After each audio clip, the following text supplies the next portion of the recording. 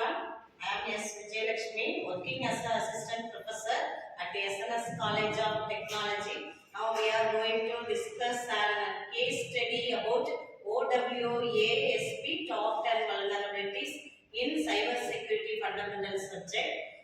Now our third year CST students are going to take part in it. Then introduction to OWASP. It's an open web application security project. It's a non-profit organization community, and also it focuses on improving the security of web applications.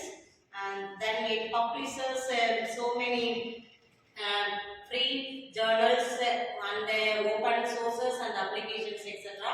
Then it's a widely accepted list of the most critical web application security vulnerabilities. It helps developers and organizations understand and reduce the security risks. One question, please. How does OWASP help organizations and developers?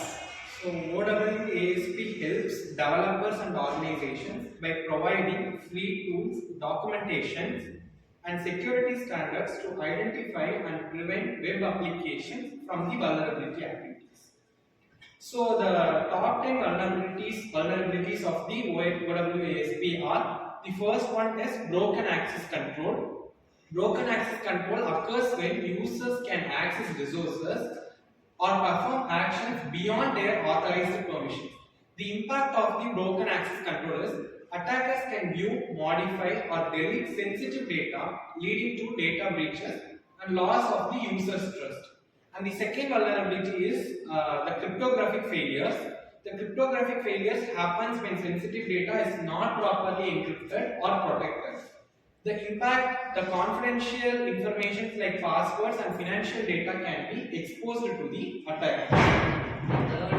Third one is injection. The injection vulnerabilities occurs when the untrusted inputs is sent to the plan such as SQL and OWASP commands. In fact, attackers can manipulate the database, steal the data, and gain the full control of the system.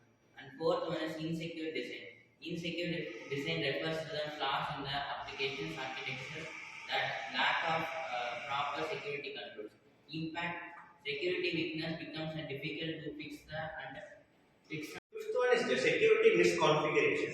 Its definition is the security misconfiguration happens when security settings are incorrectly implemented or left at the default values, and the impacts are the attackers can exploit misconfigured systems to gain unauthorized access.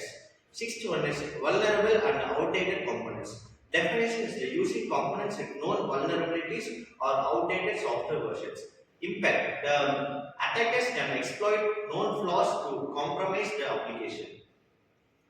Seventh one, identification and So the next vulnerability is identification and authentication failures. So it occurs when authentication mechanisms are weak or improperly implemented. The impact of the identification and authentication failures are: attackers can impersonate legitimate users and access protected accounts. eighth one, software and data integrity failures occur when software update or critical data are over-verified of integrity. The impact, malicious code can be introduced, leading to system compromise. Monitoring failures. This happens when security events are not properly logged or monitored.